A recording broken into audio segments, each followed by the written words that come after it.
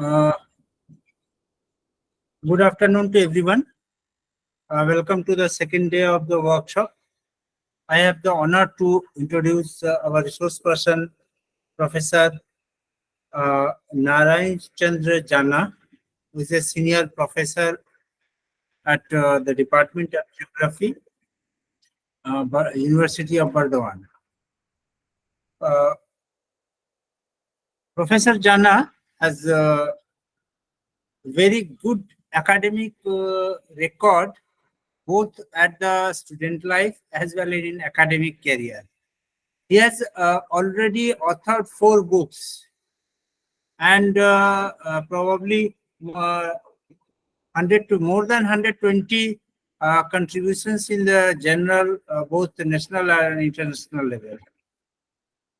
I guess 12 scholars already completed their PhD from sir and from search and supervision, and he's nominated at ICU, IGU, Commission on Research Method in Geography.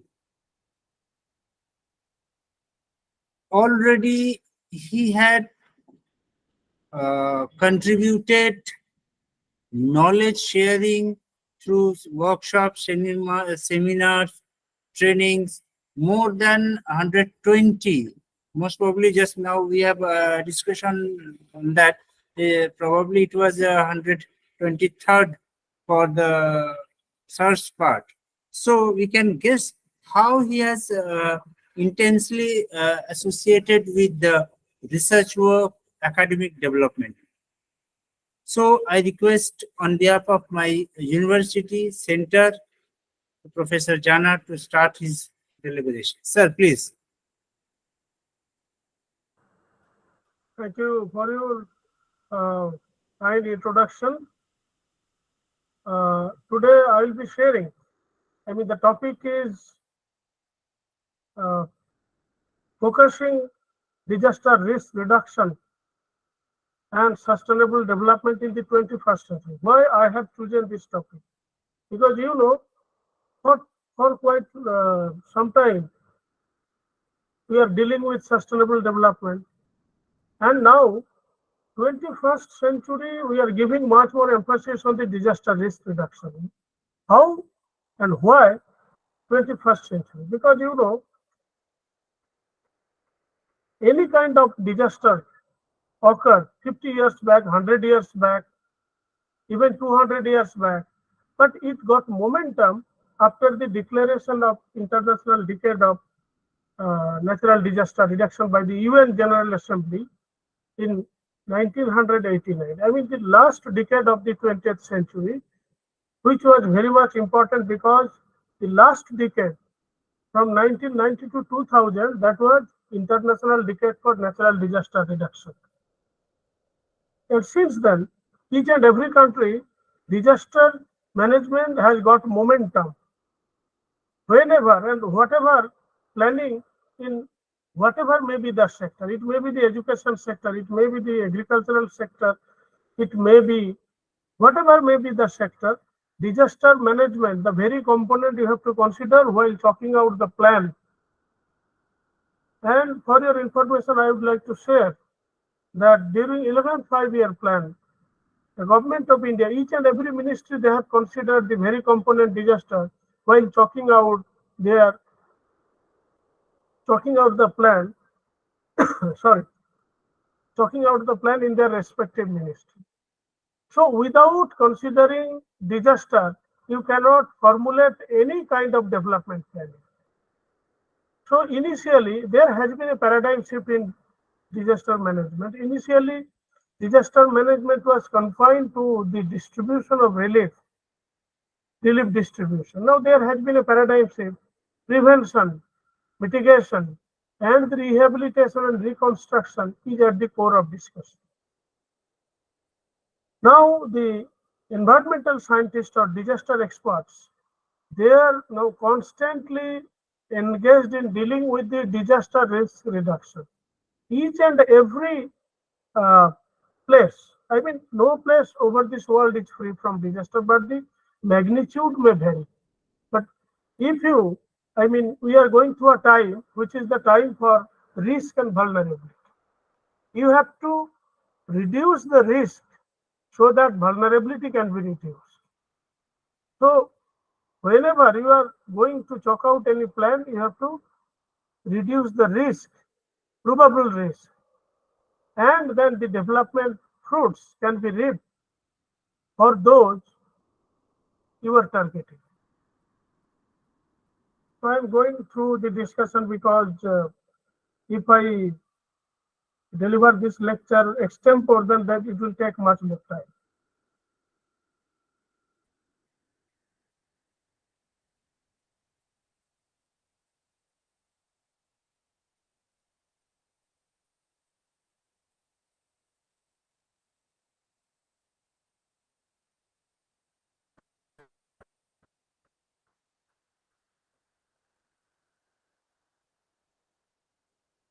Is this presentation visible? Hello, Yes, Yes, sir. Yes, sir. it is visible. yes, Yeah, Yes, yes. it is visible. So, focusing disaster risk reduction and sustainable development in the 21st century, international experts and the respective country, they are now focusing on disaster risk reduction. Risk is there, and risk will be there, but we have to focus on the reduction of risk so that we can achieve the sustainable development. Very specifically, sustainable development goal by the 2030. The target here we have to achieve the sustainable development goal. And it is the first and foremost agenda of UN that we have to achieve sustainable development goal by 2030. Between 2015 and 2030, during this 15-year period, we have to achieve this sustainable development goal, and it is possible only if you are able, if you are capable to reduce the disaster risk all over the world.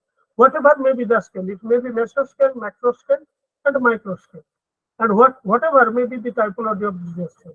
But with the people who are living in the tropical region, we are the worst sufferers because the country is located between the Tropic of Cancer and Tropic of Capricorn. They represent low economy, dense population, and they are the worst sufferers.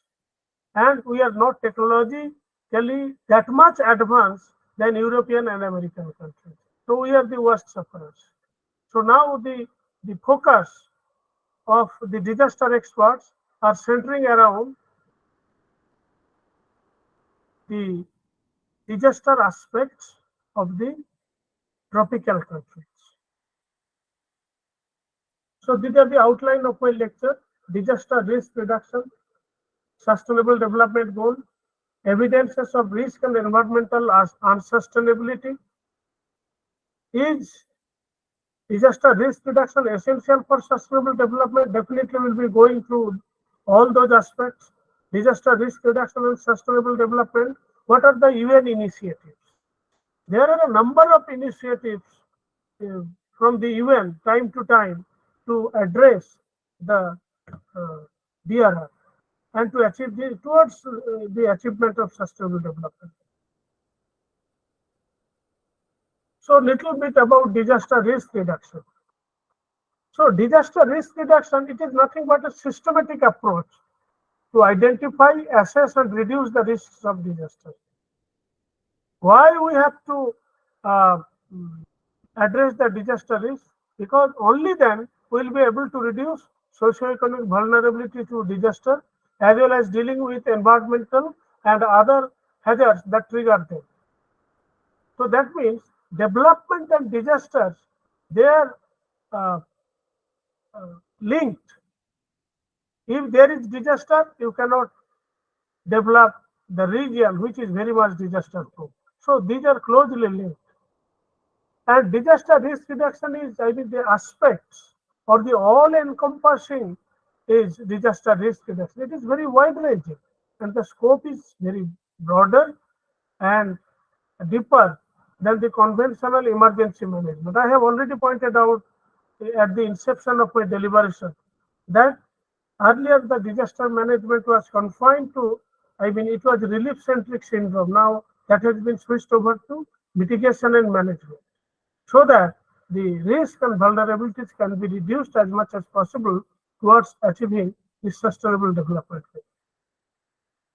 Disaster risk is an indicator of poor development. If there is disaster and if it is not adequately or properly addressed, then that would be the indicator for poor development. Before,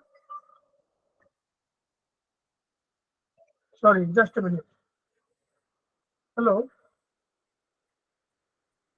hello. আমি এখন একটা লেকচারে ব্যস্ত আছি। Sorry. So disaster risk is the indicator of poor development. If it is not adequately or properly addressed, then the development, the fruits of development cannot properly be reaped by the stakeholders or the target people. So you have to reduce the disaster risk, and which requires integrating disaster risk reduction policy and DRM practice, disaster risk management practice, into sustainable development. I mean, you have to reduce the disaster risk and you have to practice the disaster risk. Then only you will be able to achieve the sustainable development goals.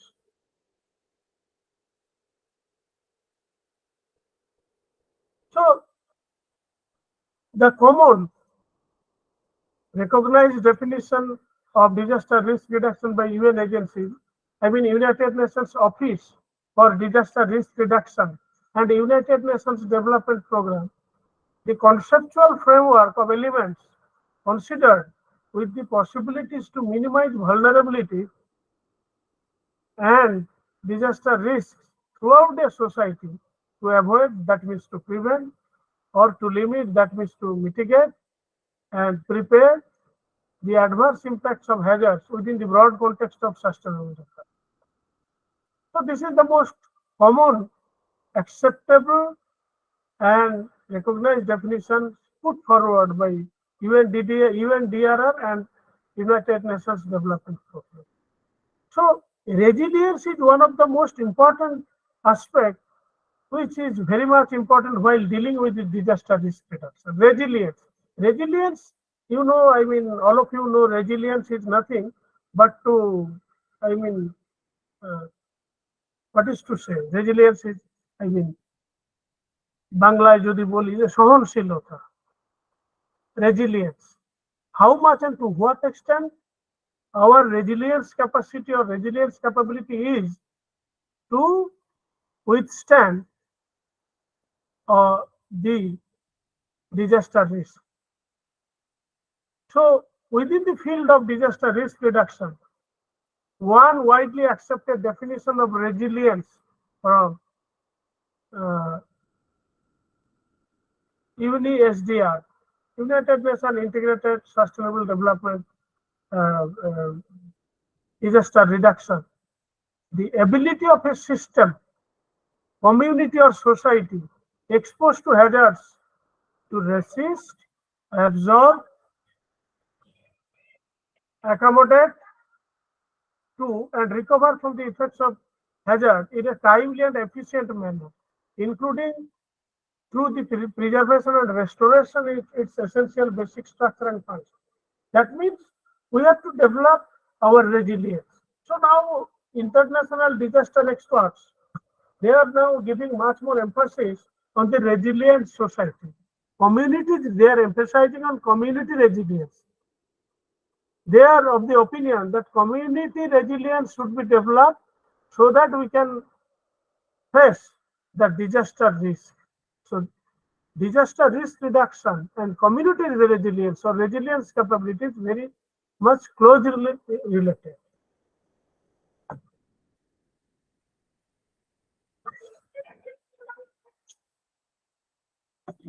Just a minute.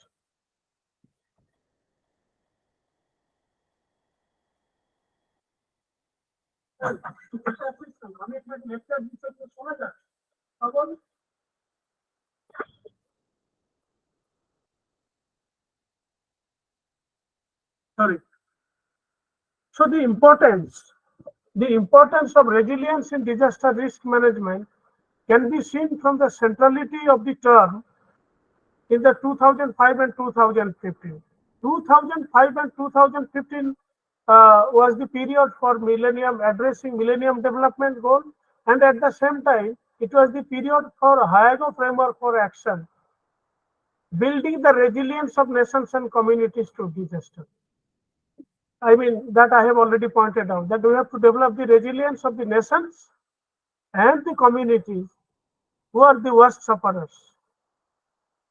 So that was the core focus of Hyogo Framework for Action between 2005 and 2015. So the Millennium Development Goal and the Hyogo Framework for Action, that was closely related. So little bit about the policy area. There should be a greater clarity about the components of disaster risk reduction and about indicators of progress towards mitigation. A number of World Conference were held. I mean, UN's World Conference on Disaster Reduction in Kobe, and only days after 2004 Indian Ocean earthquake. I mean, tsunami. I am talking about the tsunami. And the World Conference on Disaster Reduction, it began the process of pushing international agencies and national governments beyond the vague rhetoric of most policy statements and towards setting clear targets and communities for DRS. So disaster management aspect in true sense is not old, but since the declaration of IDNDR, it has got momentum. And at the onset of 21st century, well, since 2000, Government of India has adopted a number of measures towards disaster management. The resultant effect is the establishment of National Disaster Management Authority. Prime Minister happened to be the chairperson of this organization, NIDM, National Institute of Disaster Management. Then ATI, Administrative Training Institute at the state level. All those institutions have been established since 2000. I mean, at the onset of 21st century. So this is nothing but a synoptic view of disaster risk management. How to manage the disaster risk? You have to prevent. Now, experts are giving much more emphasis on prevention of risk, disaster, addressing residual. I mean, which risk is already existing, you have to address. You have to be prepared in advance. And what are the responses from the stakeholders? I mean, you have chalked out many plans and programs and implemented those, but what are the responses from the stakeholders? Whether this has actually been translated into the ground, I mean, whether the stakeholders are responding and recovering. You have to recover whatever damage which have already taken place, you have to recover. That means I am talking about the reconstruction and rehabilitation. So all those aspects are addressing disaster risk management. So disaster risk management is centering around a number of aspects. It is not merely a subject matter of a particular discipline. Whatever may be the nature of discipline, whatever may be the typology of discipline, any people from irrespective of any discipline, they can be involved in disaster risk reduction. Risk management is one of the aspects. Then population, I mean demography people. I mean population is the main culprit which is responsible for the increasing disaster risk. So you have to control the population, and public policy should be designed in such a fashion that it should address the disaster risk reduction. Geography and geology people, they have a pertinent role to play, and geomatics, I mean the role of remote sensing and GIS. Civil engineering people, they are equally important in addressing the disaster risk. Then definitely environment people will be there, and the planners and decision makers will be there. The meteorology people will be there. Anthropology and sociology people will be there. Hydrology people will be there. So disasters risk reduction can be addressed by the people of multidisciplines or cross disciplines. It's a cross disciplinary approach. Only geography and geology people are not enough to address the disaster risk. So plan, do, act, and check. You have to check out the plan, and you have to, after the plan, you can prepare the things. I mean, you have to be prepared in advance. Then act. I mean, you implement all those things, and then check. I mean, you just monitor whatever plan I have executed. All those have been translated into the ground reality of now. That should be uh, properly monitored.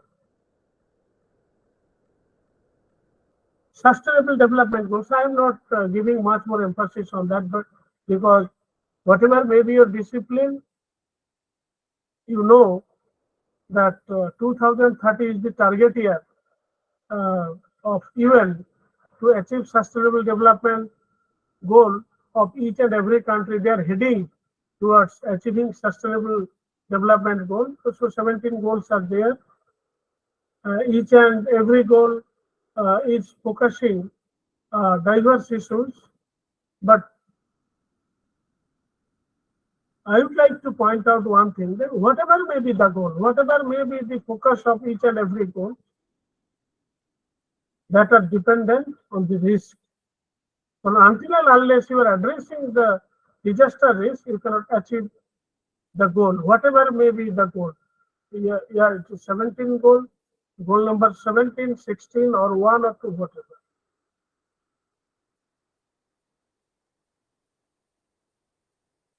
Global challenge for government transparency, the Sustainable Development Goals 2018.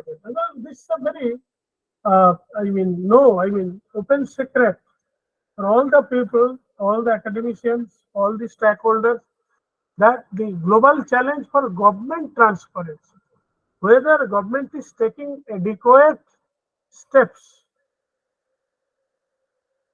for this global challenge of disaster risk reduction. It is not like that. UN has declared UN Sustainable Development Goal.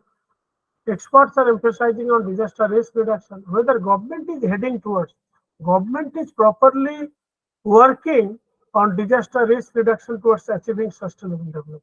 So there is $1 million question on government transparency. Some of the countries, they are at the leading role.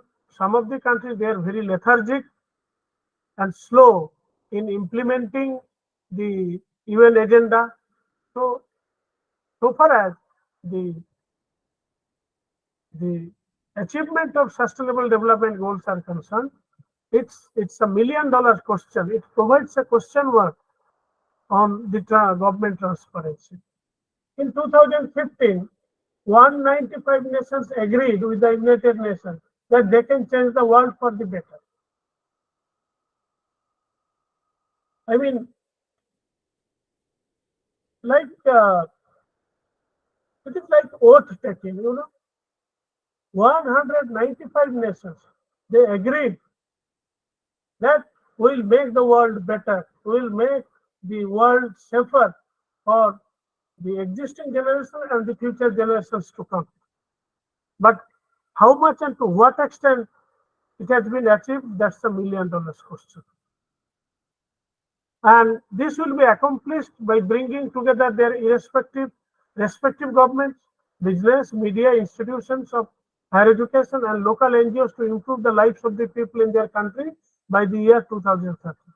One thing I would like to share, that government machinery is not enough to address the disaster risk towards achieving sustainable development. We can play also equally important role. The individual stakeholders, the communities, the business tycoons, the media house, and the higher education institutions, non-government organizations, charitable societies, they have to play equally important role in addressing disaster risk reduction towards achieving sustainable development goal by 2030. So only government will address, government machineries at all levels, I mean state level, district level, or at the central, they will also, only they will address. It is not like that. All these sectors, they have to address the risk towards achieving sustainable development. So I would like to show you some of the photographs. I mean the common photograph. It is not new, but sometimes uh, there is necessity to hammer the conscience of the people. আমরা বাংলায় বলি না যে মানুষ জেগে ঘুমোয় আর কি। We know what we have to do, but sometimes we are very lethargic and we ignore and neglect the issues. But sometimes uh, there is a necessity to hammer the conscience of the educated people or the uneducated people. There are evidences of risk. There are evidences of environmental unsustainability. What we are doing, for in which direction we are proceeding for, there is a necessity to hammer our conscience. So, world population. I have already pointed out that the people living in the region between Tropic of Cancer and Tropic of Capricorn, they are the worst sufferers because this region represents high density population and low economy and technologically less advanced. So population is the main culprit, which are to be addressed at the inception, initially, to reduce the risk. You know, among the world population, Asian countries contributes largest share to world population. So, I mean, all those Asian countries, they are developing and they are located in the tropical region. See this map. I mean, see India, Bangladesh, Pakistan, China, Japan, Indonesia, the large red patch, they are the contributor, largest contributor to world population. I mean, USA is 3 billion, Russian, but you see, just look at the map. The Asian countries are the largest contributor to world population. And they are the problematic countries. Dense population is there, poverty is here. So population is at the risk. We have to reduce the population growth at an alarming rate so that disaster risk can be reduced and at the same time vulnerability can be reduced and we are able to achieve this sustainable development. I mean now India ranks first in terms of population, number of population. China is now second. So in India, I mean India is yet to reach 140 crore people. I mean already crossed. I mean we don't have right now the 2021 census due to the last 2.5 year corona pandemic. Census enumeration was stopped. So we don't have right now the census, but it has crossed 140 crores. You know, the United Germany, which has population only 6 crores, East Germany and West Germany, now they are united, their total population is 6 crores. And India, which has already crossed 140 crores. So this is one of the most problematic countries so far as population growth is concerned. And how we will address the disaster risk, where the people, I mean, India is a densely populated country and there is a question of survival of all the people, and there is $1 million questions on their life. So deforestation, it is one of the most important environmental threat today, whatever may be the country, whether it is Asian country or the Amazon, I mean the Selva rainforest, I mean equatorial forest or whatever. Deforestation is one of the main indicators of environmental unsustainability because population is increasing. For that, agricultural land is required to feed the millions, to face, to provide them comfort. We are now rigorously cutting down trees for the extension of agricultural plots, establishment of new industrial centers, and establishment of new urban centers. I mean, one thing you have to keep in mind that in the developing countries, particularly in India, small and medium towns are coming up. Small and medium towns. I mean, you just go through the census. I mean, since 1961, 71, 81, 91, 2001, 2011, now 2021 census is coming up.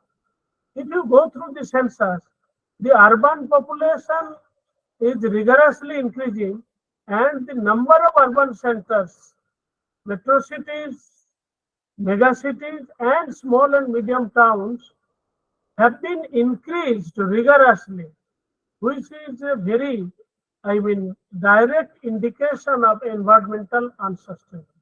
So, to establish the new industrial centers, to establish the new urban centers, you have to use the forest for forest lands are being diverted for non-forestry purposes like agricultural land, industrial centers and urban centers, and which are posing unsustainability to the environment.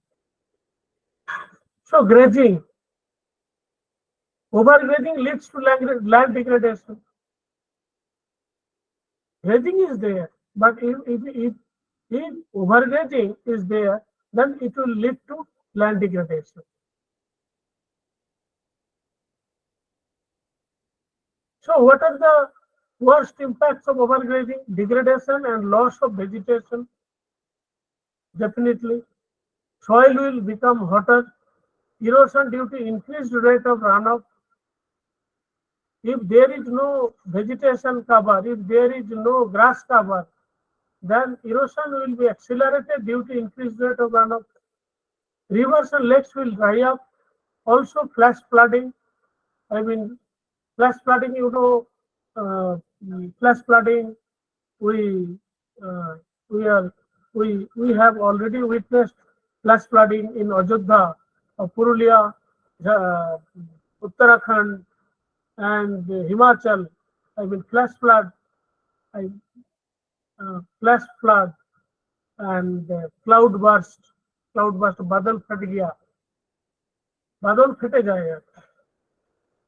I mean, in a very short span of time, the energy or the erosional capability of flash flood is much higher than the normal runoff. Changes in rainfall, changes in evapotranspiration, and desertification and biodiversity loss. I mean, Rajasthan is a declared desert. I mean, thought, but you will find desertic look are getting increased with the passage of time. Now you go to Purulia, there is a desertic look during April, May, June. Some parts of Haryana, some parts of Rayalaseema, Andhra Pradesh, some parts of Gujarat, you will find the desertic appearance. I mean, desert is getting increased. Tilled farmland is very susceptible to erosion from rainfall due to destruction of vegetative cover. Tilled farmland. So the farmland which has which is still is very susceptible to erosion if there is adequate rainfall, because there is no grass cover, no vegetative cover, and there is a clear-cut clear-cut statement of the UN that land degradation and water shortages threaten global food production. So we are not suffering from food crisis, but some of the African countries, they are suffering from food insecurity, food crisis. So if land degradation is increased, if water shortages are there, then that will threaten the global food production. There is a clear-cut prediction from the environmental experts that by 2050, no atom bomb is required. There will be a water war between the contending forces, between the countries. Now we have witnessed for quite long time the war between Russia and Ukraine. Arms and ammunitions of modern arms and ammunitions are being used, but we are heading towards severe water crisis, and there is a prediction that by 2050 there will be a water war between the countries.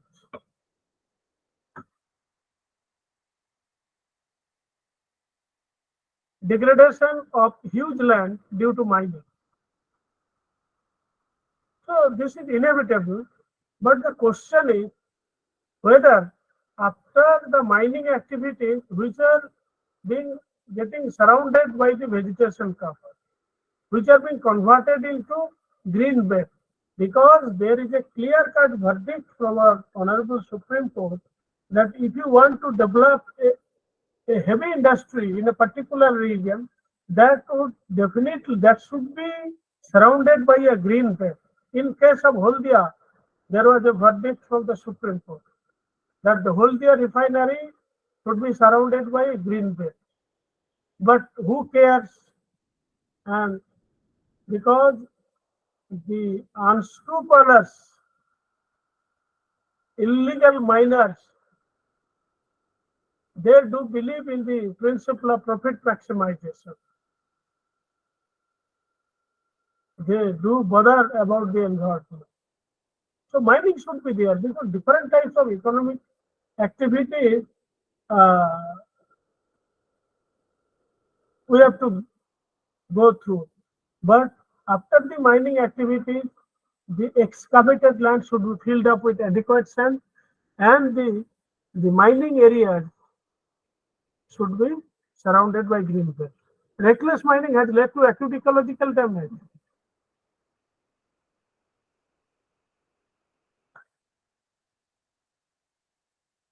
See, land degradation by industry and urbanization.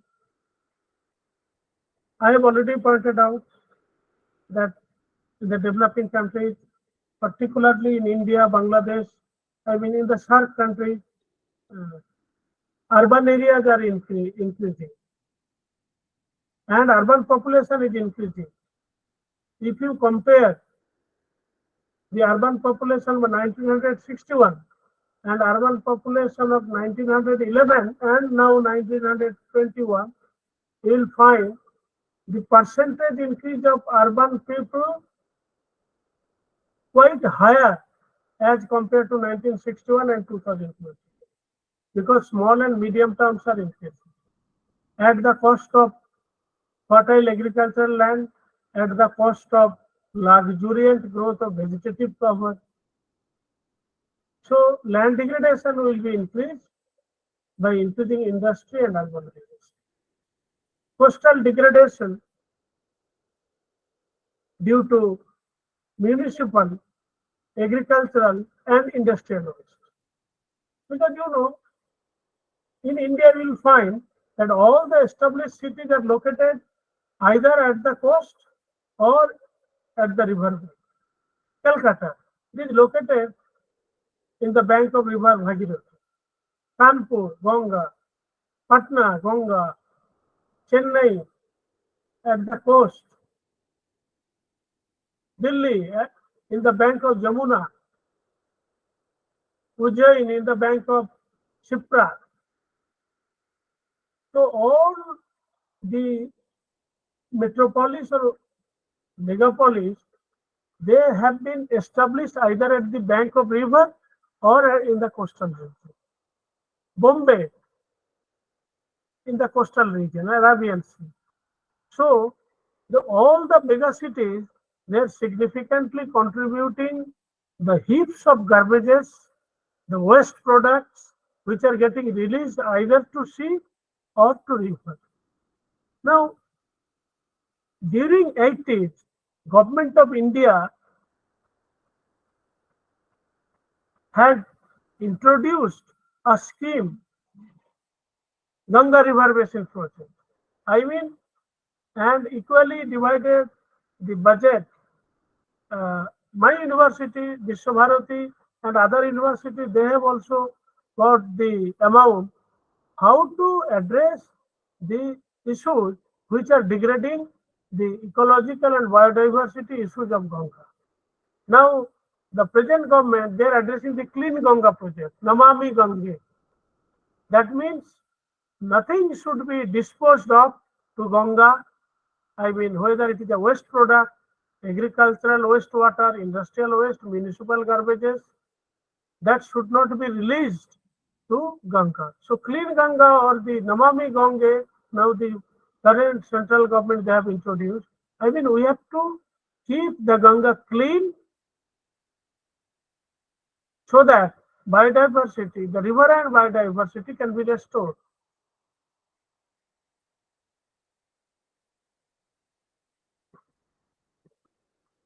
This is a very common evidence I have cited at the local level. What is that? I mean, it is a very familiar scenario. It is a brick kiln industry, Eat Bhata, brick kiln. So brick kiln industry was established at the riverine, flat plain.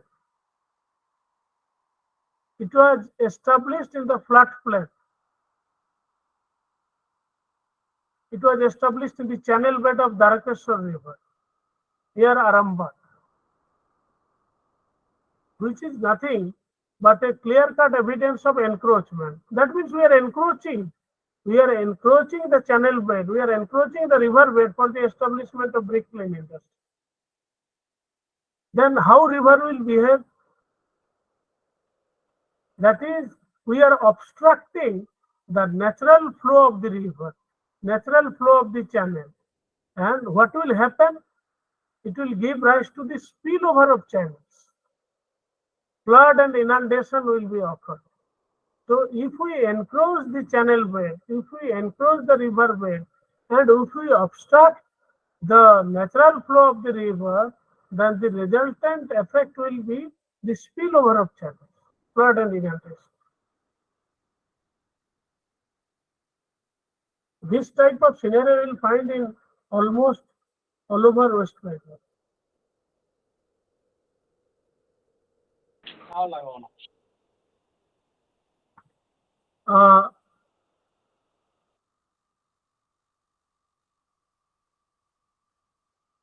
It's, I mean,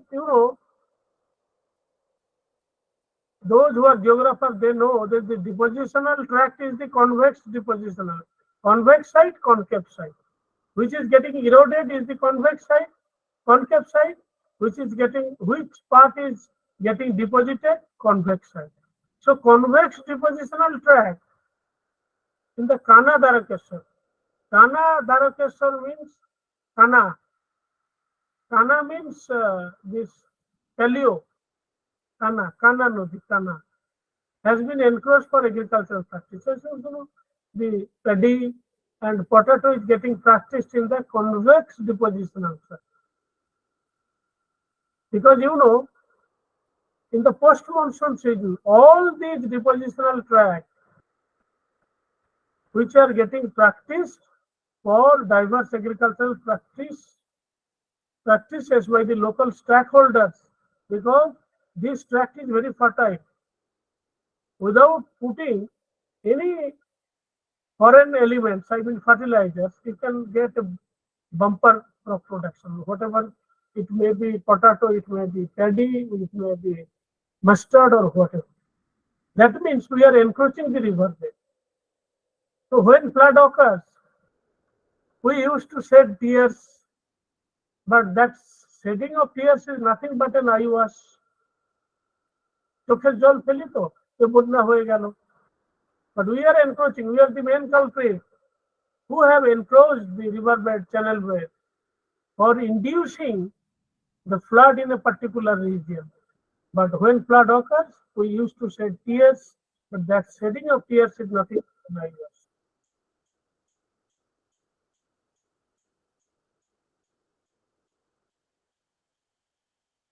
Very interesting and striking feature. It's a field experience. You know, there is a barn, Bali barn, sand barn. Locally, it is known as Boro barn. Why it is Boro? So this is Mundeshwari, you know, river. So the local people, they have constructed a sand barn with the assistance, financial assistance from the Directorate of Irrigation, Government of West Bengal. So the upper part, I mean, through the river, they have constructed one barn. The upper part, which is storing water, and the lower part, I mean, within 1 month or 2 months, the lower part will become dry.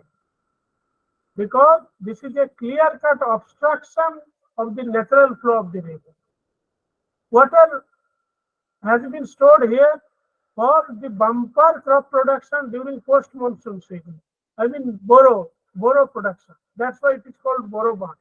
And the lower part, which will become dry within 1 month. Because there is a obstruction in the form of boro barn, so there is a hindrance against the flowing of water. That means using this water, the local stakeholders will be benefited by bumper crop production. But the channel dynamics, the channel configuration in the lower part, below this barn, will be changed. That means, for our own benefit, we are disturbing the natural flow of the river. We are the main culprit who are responsible for the change in channel dynamics, haloic dynamics, full ripple sequence, or whatever.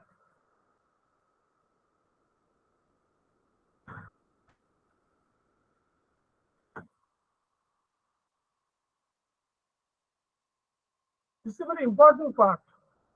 Marokhana Hugli. Marokhana is a place. This part is Hugli. The other side is Paschim Medinipur, Daspur. And if you go to the left side, if you cross the Mundeshwari river, you will get Howrah. So this is a tri-junction for the Marokhana area in Hugli. It's a tri-junction of 3 districts. This is Marokhana. If you cross Darakasar, you will find Daspur of Paschim Medinipur. If you cross Mundeshwari, you will find Howrah district. And it is a tri-junction of 3 rivers, Darakasar and Mundeshwari. Darakasari, in the upper reaches, it was Silavati. So Darakasar and Mundeshwari get mixed, and it has been converted into Narayan. But the points to be noted that this guy, I mean the owner of this building, who has constructed the building above a certain level, because he knows that when flood occurs, water reaches up to that point. So this lower portion, he has kept vacuum, because you know, for a couple of years he has observed that how much and to what level floodwater reaches. And this building has been constructed in the floodplain of Darakeshwar River. It's a clear-cut indication of the encroachment into the river. That means we are encroaching the river. We are very much responsible. By our intense activities, we are inducing flood, and we are blaming the river for flood and inundation in a particular region. So this is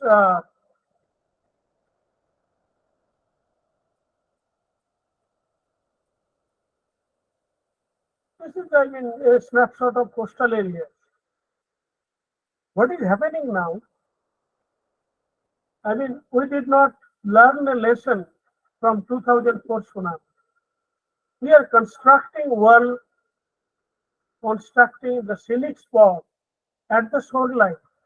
I mean, because you know the Coastal Regulation Act, which was introduced during the tenure of Mrs. Indira Gandhi, that from the shoreline towards inland, within 1.5 kilometers, there should be no construction, because the coastal zone should be free, so that the shore and coastal action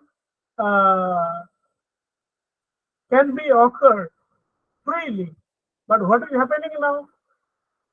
I mean, the hoteliers, they are constructed hotels, five-star hotels along the shoreline. And we are quite enthusiastic to get or to book one room. From the window, we can touch the sea water. We are quite enthusiastic. From the tourism point of view, we will prefer those hotels which have been constructed along the shoreline, so that we can touch the seawater from the window. That means we are encroaching the shoreline, we are encroaching the coastal margin, and when tsunami type of activity or tsunami type of incidents caused rigorous damage to humanity, property and asset, we are blaming the tsunami. But we are the main culprit. See the construction at the sharp shoreline, because we are quite enthusiastic to see, to witness or to watch the sea from the nearer spot, from the nearer hotel. But that should not be. I mean, it is prohibited. The construction along the shoreline is prohibited, and as per Coastal Regulation Zone Act, all these constructions are prohibited. Who cares? Who bothers? All these coastal regulation zones are on paper, which are not translated or implemented at part. I mean, the same kind of scenario. This is another snapshot, another clear-cut evidence of encroachment into the coast.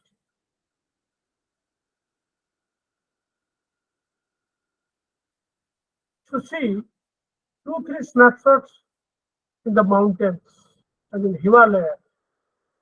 There has been subsidence slides along the road. We know the largest mountain chain, Himalayas, which are quite virgin, but the fragility is getting increased with the passage of time due to the much more construction of roads, hotels, amusement parks, and whatever, which is not consistent with the ecological symphony, ecological panorama of Himalayan mountains. But everybody wants to visit Darjeeling and Sikkim, whatever. But the construction is getting increased at such a rate that the ecosystem, the fragility of the ecosystem are increasing, and we are witnessing this kind of slight subsidence and damage in the ecological environment, ecological panorama of the human.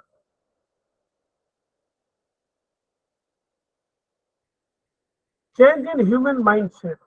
This is nothing but a philosophical viewpoint, which I think. So one side, man in different capacities. Initially, at the inception of our civilization, we were physical primitive men.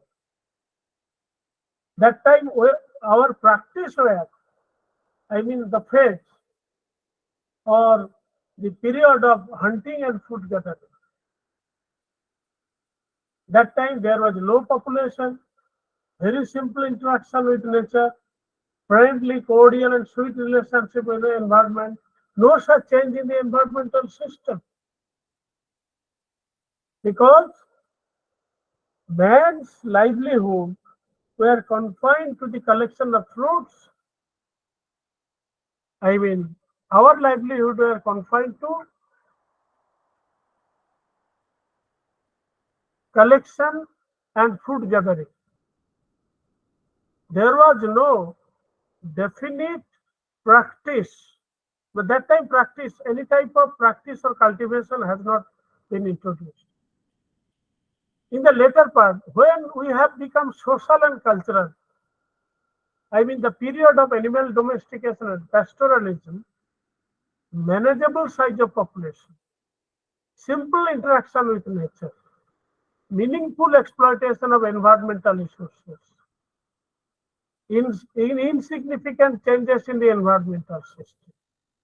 So when we had become social and cultural, population was manageable, simple interaction, meaningful exploitation of environmental resources. So there was no significant changes in the environmental system. But when we have become economic man, I mean when profit has become our target, when we did believe in the principle of profit maximization, when economic sense emerges, I mean the period of plant domestication and agriculture, we have witnessed high population growth, comparatively complex interaction with nature, economic view of man evolves, significant changes in the environmental system, but no serious change. The period of plant domestication and agriculture, this is nothing but the methodological introduction. We have introduced certain methods of practicing agriculture, whether it is shifting cultivation, sedentary cultivation, or subsistence farming, whatever. But definitely, methodologies have been involved for plant domestication and agriculture.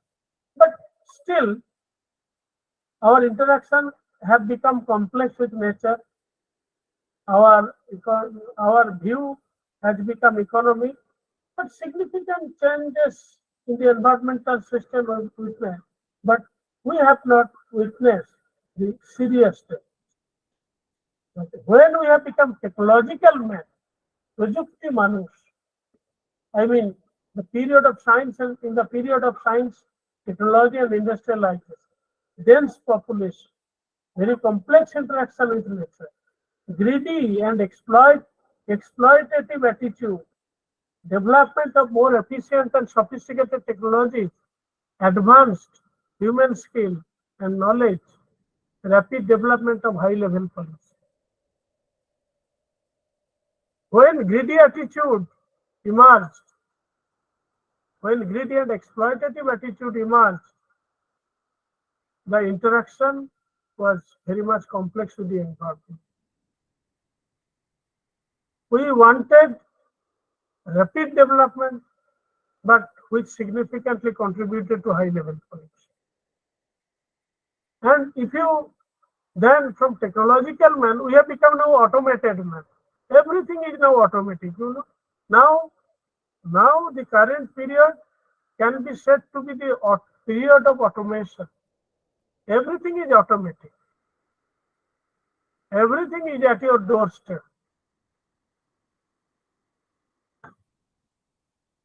which will definitely contribute to severe damage to environment. So ideological shifting we have witnessed. Initially, our viewpoint ideology was subjective. So when subjective viewpoint was there, perception on the basis of individuals or communities' belief, ideology, experience, need-based approach to resource utilization, less interaction with the environment, man's simple attitudinal reflection, no significant changes in the environmental system. That means subjective viewpoint is nothing but the world of mind. People believe in certain ideology. I mean, we do believe the metaphysical viewpoint. And that time, we had need-based approach. Our livelihood was confined to the fulfillment of 5 basic needs. That time, no question of comfort was there. But when we have become greedy, much more aspired, that means objectivity increases with the passage of time. Perceives the environment as resource. Everything is being dealt in terms of resource. Aspiration-based approach to resource consumption. Conversion of resource utilization to resource management. So, when we were the undergraduate student, that time we have read resource utilization. Now we are talking about resource mobilization. How to mobilize the resources so that the development can be pursued very faster. So now we do believe in the principle of resource mobilization, not resource utilization. So because our objectivities have been increased. That means now we are going through the actual world, not the world of mind. So definitely which have caused serious damage to environment, high level pollution, and there has been a conflict and contradiction in the system. Is there are essential for sustainable development? Definitely. If you want to get the fruits or reap the fruits of development, then disaster risk reduction is essential. Until and unless you are reducing the disaster risk, sustainable development cannot be achieved.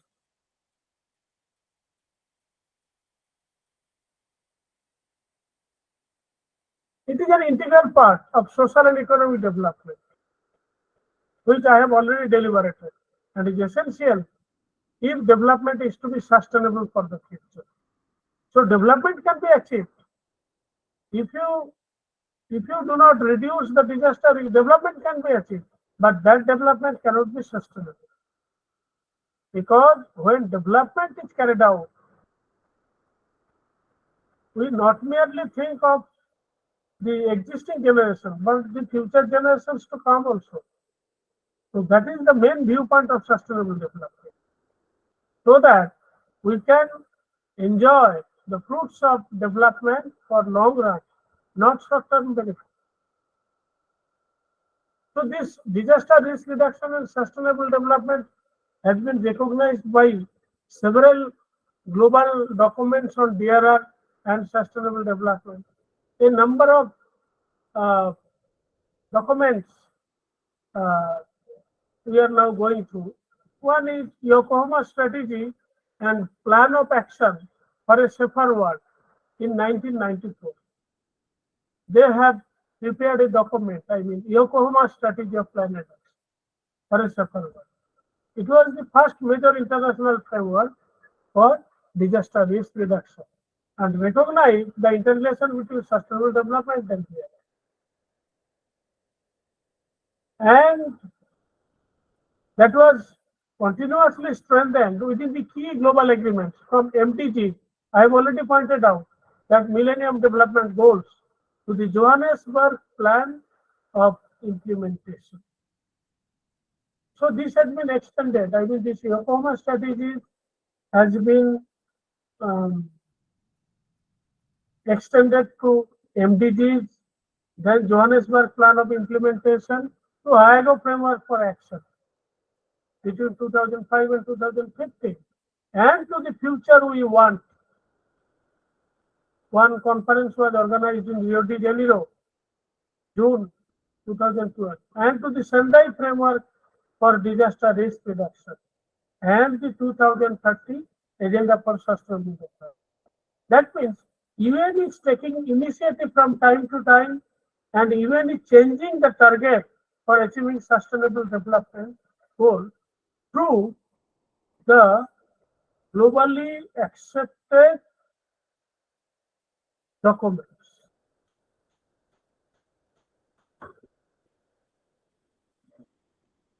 Just a minute.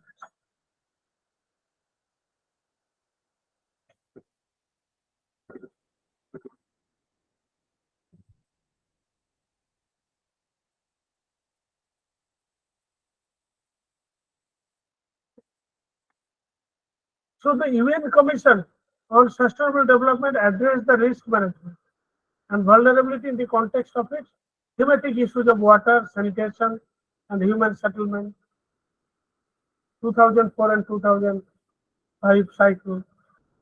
And on the occasion of World Water Day 2004, guidelines for reducing flood losses was launched.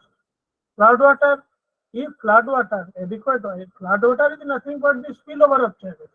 That means the surplus water. If it is restored in a particular place in the reservoirs or maybe diverted by a multi-channel, that can be utilized in the during the post-monsoon season. Then Sendai Framework for Disaster Risk Reduction adopted third UN World Conference on Disaster. So I will come on later. I will be dealing with in detail the Ohio Framework for Action and Sendai Framework for Disaster Risk Reduction. Now, 2030 Agenda for Sustainable Development recognizes and reaffirms the urgent need to reduce the risk of disaster. That means the UN agenda which urges for the towards for the reduction of disaster risks. They have emphasized on reduction of disaster risk so that sustainable development goal can be achieved. And the third UN conference on DRR, there are specific opportunities to achieve sustainable development goals through reducing disaster. For example, by reducing exposure and vulnerability of the poor to disaster or building resilient infrastructure. So sometimes in disaster, what we used to do that the vulnerable groups like the people having disabilities, the elderly, the women, the children who are vulnerable,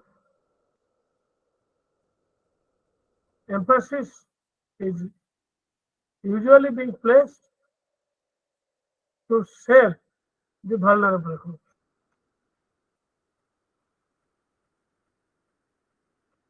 Targets related to promoting education. Somebody can ask me, what is the relation between disaster risk reduction and education?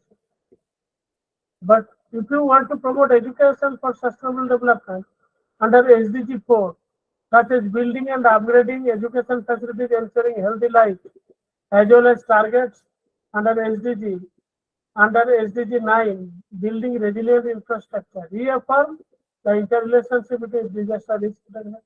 So, what is the relation between education and sustainable development? Because a large part of India is flood prone. A significant part is cyclone prone.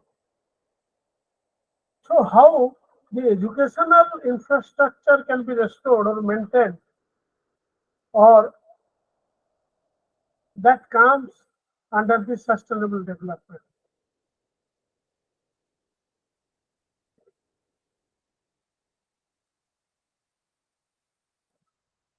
So now I am focusing on three UN initiatives, and this is the last part of the discussion.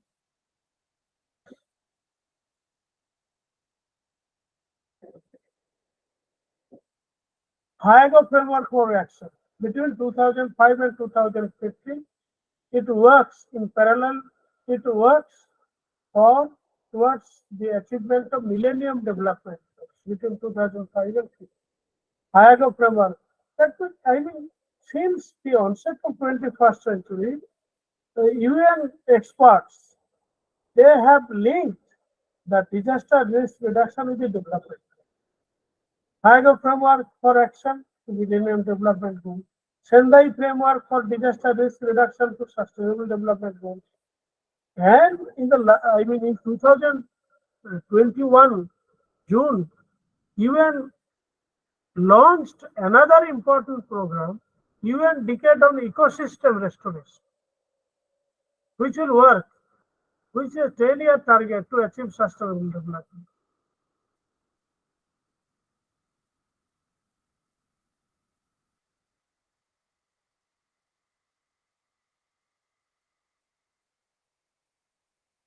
Just I am taking 1 minute's break. Okay.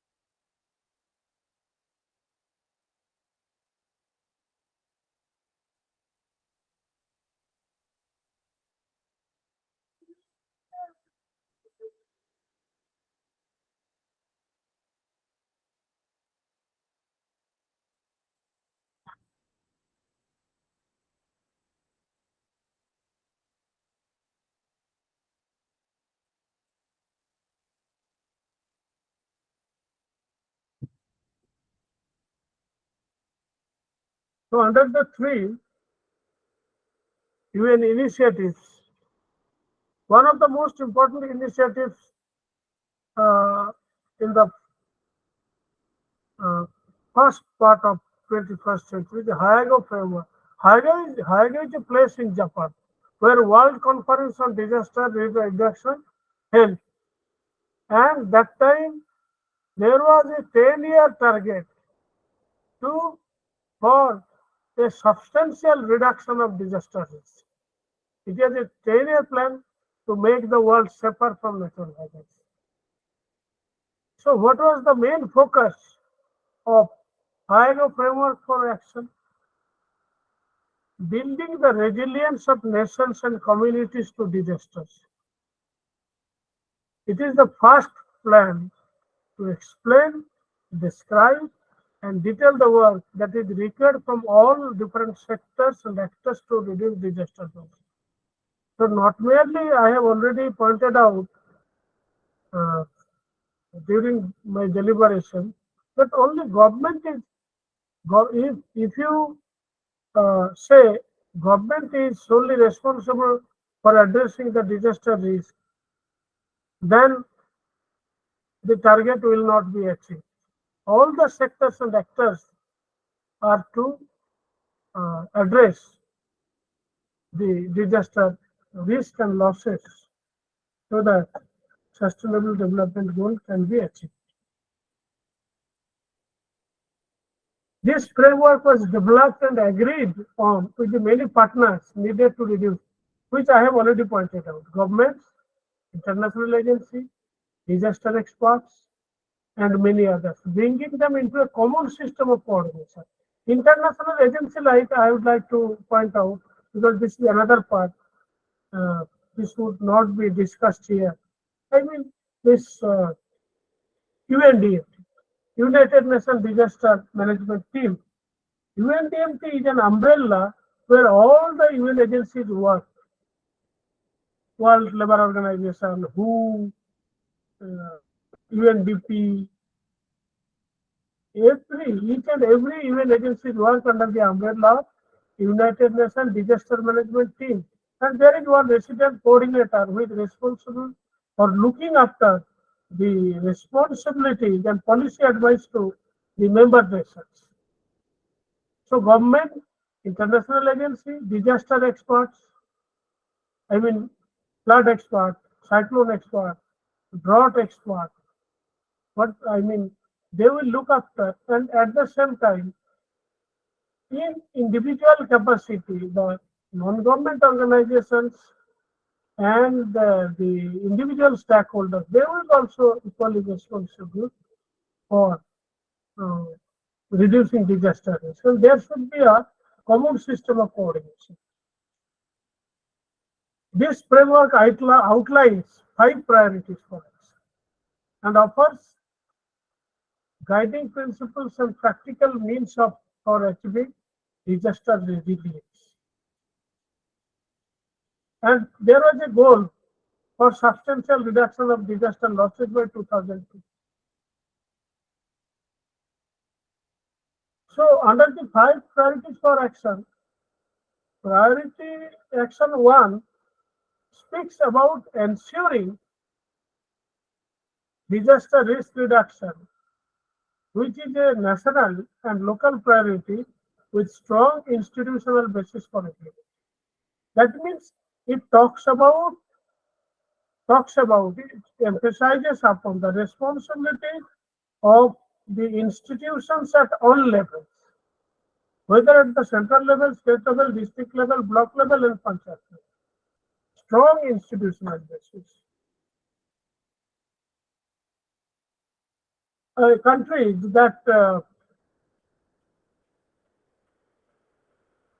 that develop policy, legislative, and institutional frameworks for disaster risk reduction, and that are able to develop and track progress through specific measurable indicators, have greater capacity to manage risk and to achieve widespread consensus score. Priority action 2.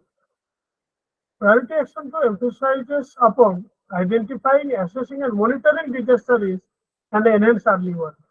So you have to, if you want to chalk out a plan for successful implementation of disaster risk management, initially you have to identify the risk, you have to assess their magnitudes, and you have to monitor the disaster risk, and you have to enhance early work so that the a culture of disaster resilience can be promoted, where the physical, social, economic, and environmental vulnerability to disaster uh, can be comprehended and addressed.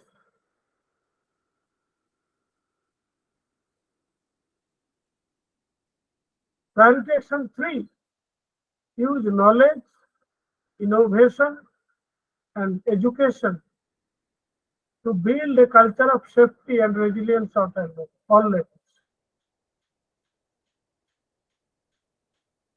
because if you do not have enough knowledge or innovation and education on disasters, how can you develop a culture of safety and resilience? So it asks for increasing knowledge base, innovation, education for the development of a culture of safety and resilience at all levels. Priority action 4, reduce the underlying risk factors. I mean, risk related to changing social, economic, environmental conditions and land use, and the impact of hazards associated with geological events, weather, water, climate variability, climate change are addressed in sector development planning and programs as well as in post-disaster situations. Priority action 5, strengthen disaster preparedness for effective response. I have already pointed out that not merely the disaster management is confined to the relief-centric syndrome. Now it asks for the preventive measures.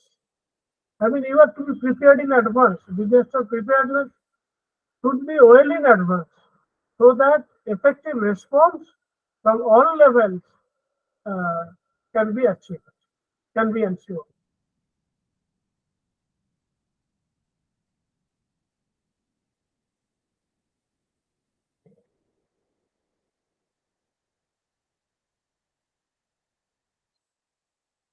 Now, the second UN initiative is Sendai framework. Sendai is also a place in Japan where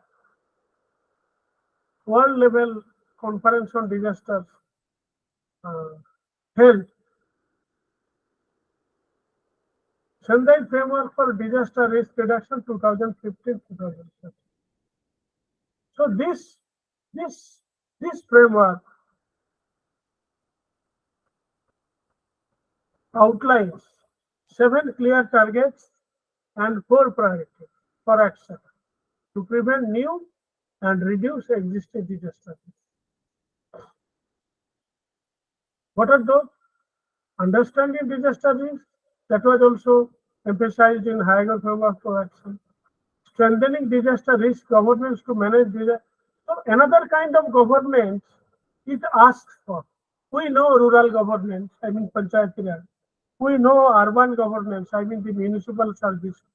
So another kind of governance even asks for, that is disaster risk governance to manage disaster risk.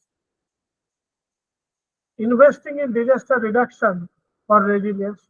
Now the $1,000,000 question is, who will invest? The government funding is not sufficient for disaster risk reduction. So there should be a collective effort so far as the investment in disaster reduction is concerned. I mean the business tycoons, the private agencies, the charitable societies, they have to invest adequately in disaster reduction and resilience so that sustainable development goal can be achieved. Enhancing disaster preparedness for effective response and to build back better in recovery, rehabilitation, and build back better. That means whatever the situation has become worse, now through the disaster risk reduction and management, you have to build such a situation so that we can go back or return back to better conditions. I mean, in recovery, rehabilitation, and reconstruction. So, through recovery, rehabilitation, and reconstruction, you can go back to better condition, which the earlier situation was.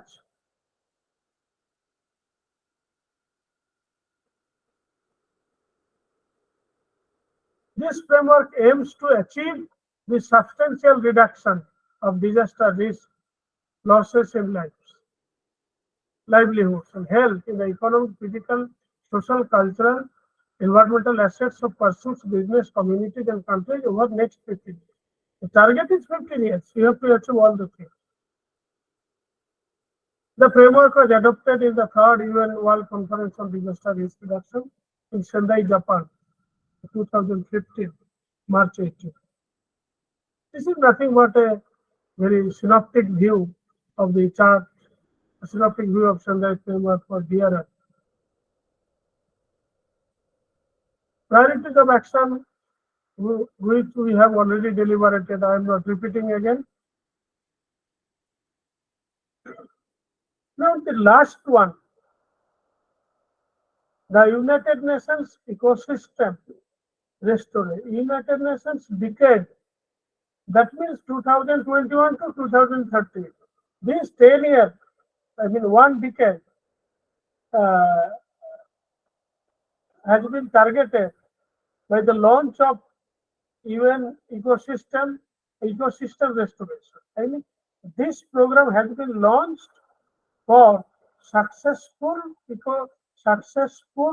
restoration of major ecosystems of the world. That means there is double dhamaka.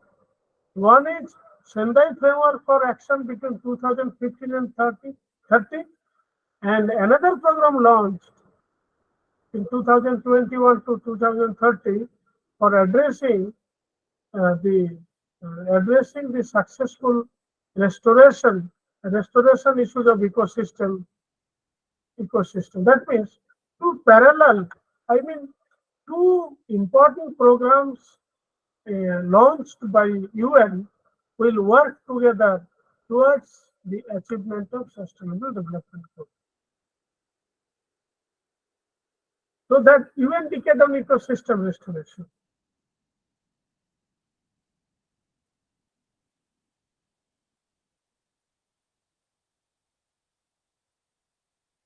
It's a global compact to restore our ecosystems. So I have already pointed out that in 2021, 5th June, I mean the world, on the day of World Environment Day, it launched this UN decade on ecosystem restoration. And why? Why they have felt that this type of program should be launched? Because we have suffered a lot for more than 2 years due to corona pandemic. And we have witnessed that due to the confinement of people in home and the shutdown and cut down of industry and confinement of transport sector, the ecosystem has been replenished. So there was a news item in the Indian Express or Hindustan Times, I can't remember, that from Jalandhar, the people of Punjab can see the peak of the Himalaya, because due to smoke or due to air pollution, never the peak of Himalaya they have witnessed, but due to substantial reduction of fuel consumption in the transport sector and substantial cut down of the industry, the air, I mean ecosystem has replenished itself during more than 2 years due to substantial reduction in pollution. So UN agency, UN felt that now it is the time, right time, to look back to our major ecosystems of the world, and which is the need of the hour to restore the major ecosystem of the world, so that the future generations and the present generations, because it is now the question of survival of the now current generation and the future generations. So keeping all those aspects in mind, the UN experts, they have launched this UN decade on ecosystem restoration. There are many ecosystems, but the major ecosystems are forest, farmland. Forests are important ingredients, important impetus of the environment. I mean, if there is no forest, the civilizations will be at the peril. or extinct, because forests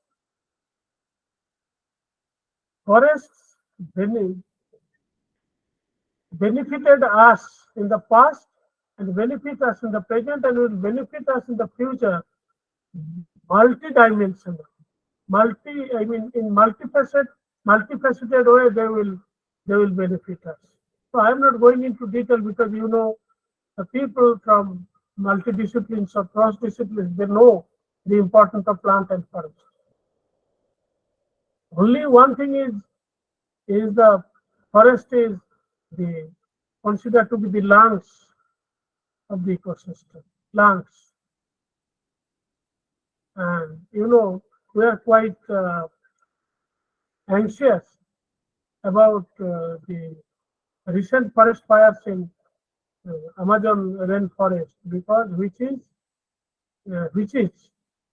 uh, important lungs of the world. Farmland restoration, because it is only now cover over one third of the Earth's land surface, but not merely it supplies us food, fodder, fiber, arable fields or pastures, but it builds us a variety of organisms from bats and birds to beetles and worms, because it is a component. It is the farmland is an important component for faunal diversity.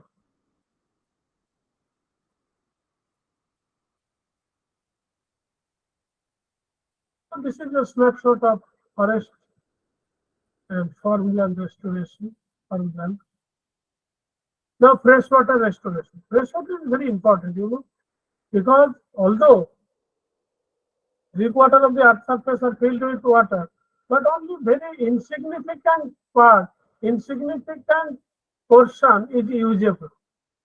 The amount of usable water is very less. That's why there is a prediction that there will be a water war by 2050 between the countries and between the contending forces. So freshwater is important. Freshwater ecosystem range from mangrove forests that protect coastal communities to wetlands, absorb carbon and filter water to inland lakes. River provide recreation and wildlife habitat, because freshwater, I mean from drinking purposes to agriculture or whatever, because you cannot practice agriculture in salty water. Only the Guiderji project in Poland or Netherlands, they are practicing agriculture in salt water, because they have desalinized the water through the modern technology. That is very costlier. For a country like India, it is not possible. So freshwater is very important for our ecosystem, for the survival of mankind, for the agricultural practices, and so many things. I mean, its uses are manifold. Restoration of grassland, shrublands, and savanna. Grassland, shrublands, and savanna, that I mean, it not merely provides, it's an incredible range of wildlife and insect species, including iconic lions, giraffes, rhinoceros, kangaroos. They also provide important grazing lands for livestock.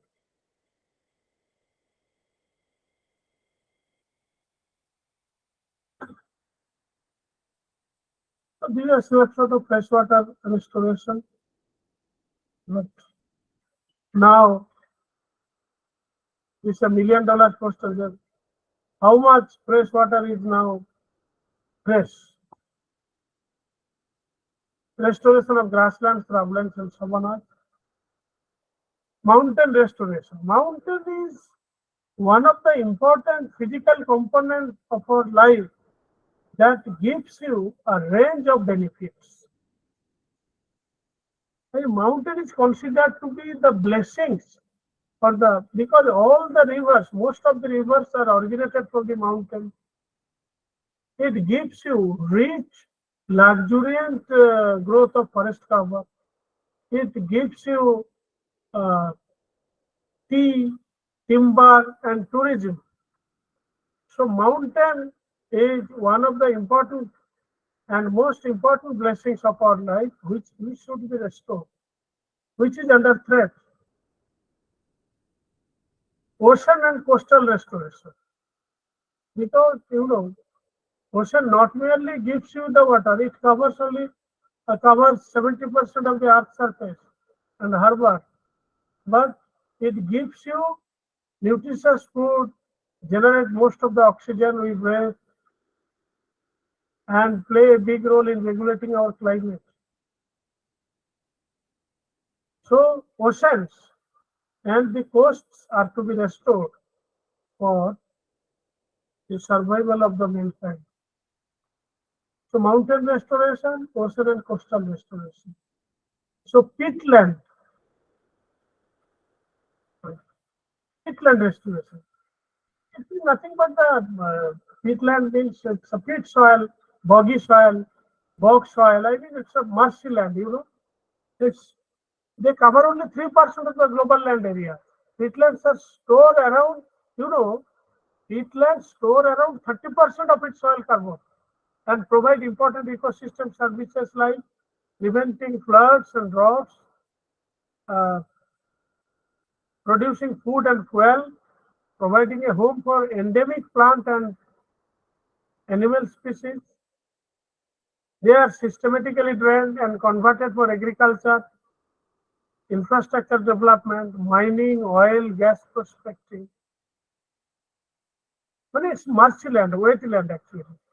Urban restoration. Because today, I mean, geography people, economics people, and related people from related disciplines, they are working on urban restoration.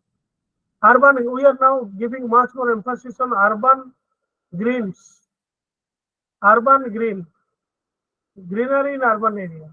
I mean, in Kolkata, in Asansol, I mean, industrial cities like that. I mean, we are talking about the urban green belt. Urban area, and most of the geography people and the environmental experts, they are working on urban heat islands. A number of PhD theses on geography have been produced addressing the issues of urban heat island. And at the end, they are recommending the urban greens.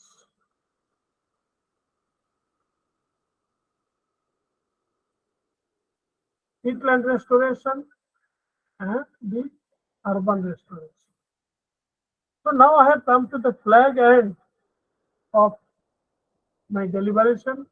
Maybe now 12 minutes, maybe by 4:20 I will complete. Today, disaster management is not merely confined to relief and rehabilitation work. It has gone beyond that. Only distribution of relief and rehabilitation of the people, disaster management is not merely confined, it has gone beyond. Because now disaster management is being discussed addressing the disaster risk reduction and in the light of sustainable development goals.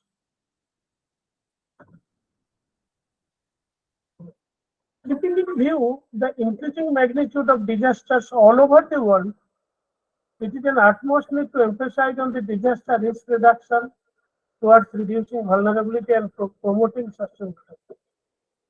All over the world, I mean, not merely India, even in the developed countries, we have witnessed flood in New York, we have witnessed flood in Mexico, we have witnessed rigorous flood in China, in Britain, all these are developed countries, but we have witnessed a very devastating flood in the developed countries also.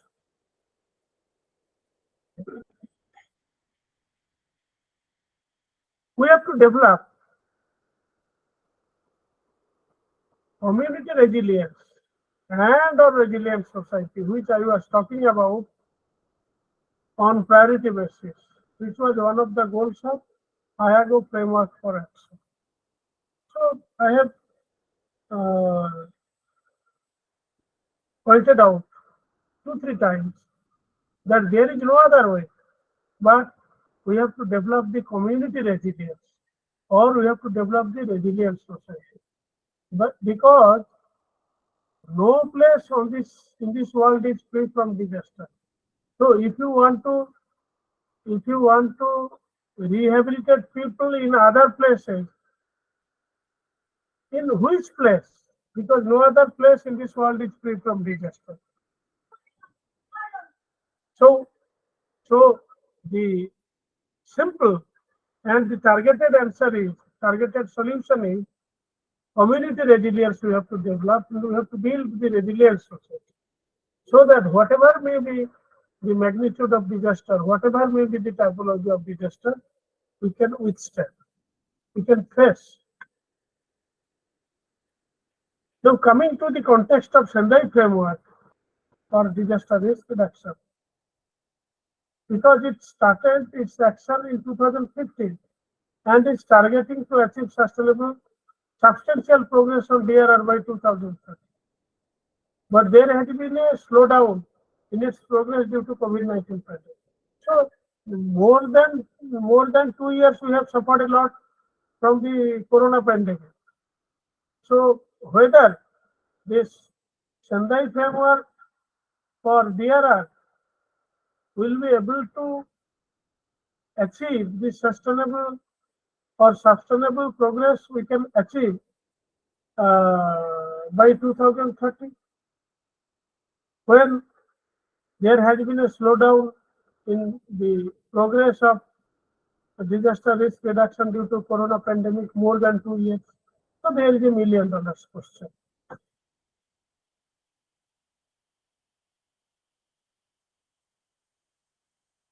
Another program we have launched, UN has launched UN Decade on Ecosystem Restoration 2001 and 2030. So I have already pointed out that the Sendai framework for disaster risk reduction and UN Decade on Ecosystem Restoration, they will work. They will work in parallel towards achieving sustainable development. But whether the goal will be achieved or not, that is $1 million question, which I have pointed out in the next point. Now it is $1 million question whether all the above mentioned programs, IAGO framework for action,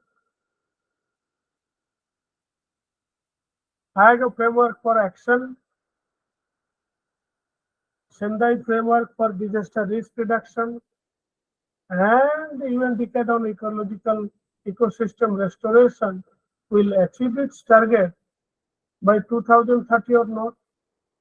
For that we have to wait, but we have to work in that direction. Our target we have to achieve. We have to reach the target. We have to achieve the sustainable development goal. To what extent and how much we will achieve the target, for that we have to wait, but we have to work hard in that direction. In addition to UN initiatives, we have to promote smart village, parallel city, counter urbanization. So government is emphasizing on smart city, but I am not the against of building smart city. But government is not talking about smart village, because now all the urban areas in the developing countries, particularly in India, they are the source of problems. They are increasing the pollution level, because there has been a wide-ranging gap between rural and urban in terms of development. So if we make the village smarter, then there will be a substantial reduction of rural depopulation. People will not move to urban areas. If urban facilities are provided in the village, now government is working in this direction. Dr. APJ Abdul Kalam's dream, Pura, providing urban amenities to rural areas. Which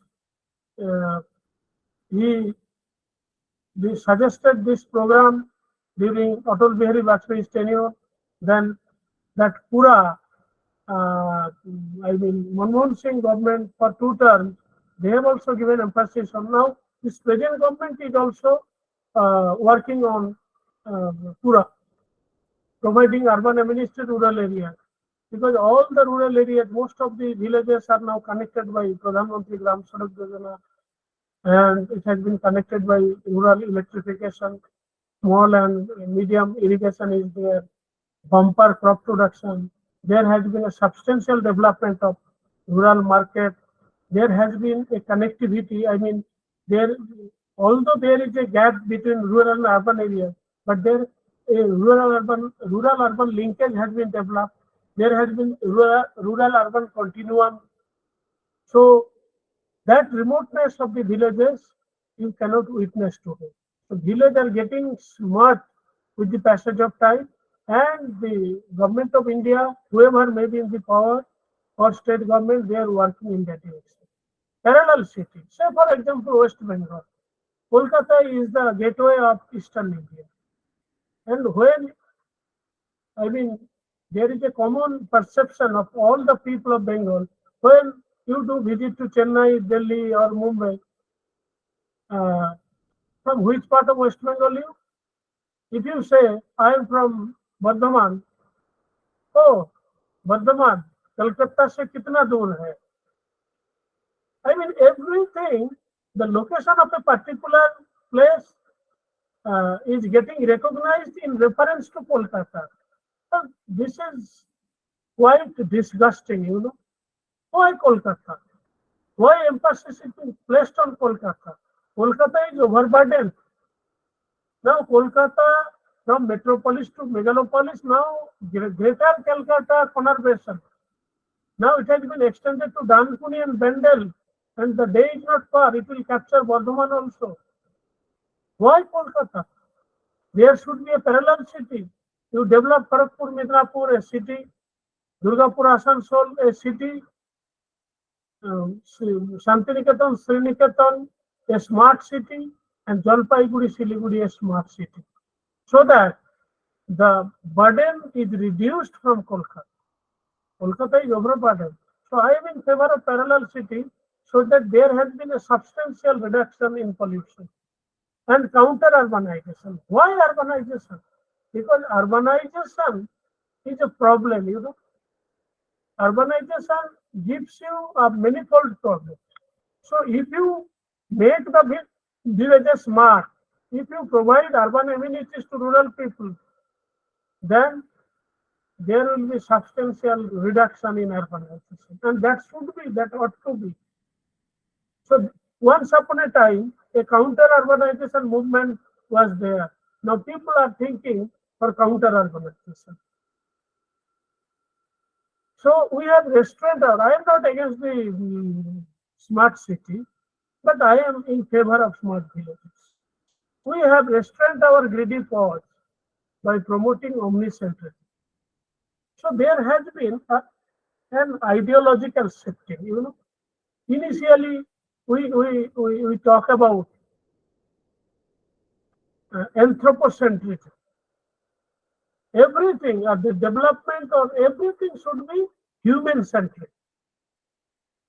Now, with the passage of time, that anthropocentrism converted into technocentrism. The period of science and technology and automation. You can get everything through technology, by the use of technology.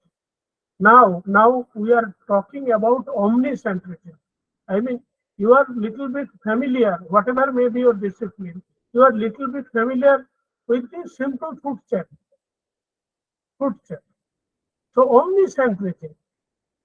Development should not be human-centric. It should be omnicentric. Only omnicentrism can promote and restore biodiversity. If biodiversity is restored, although human is at the pivot of civilization, whatever, but only omnicentrism, the entire biotic world should be restored. Only then disaster risk will be reduced and we will be able to achieve this sustainable development. Thank you for your patient hearing.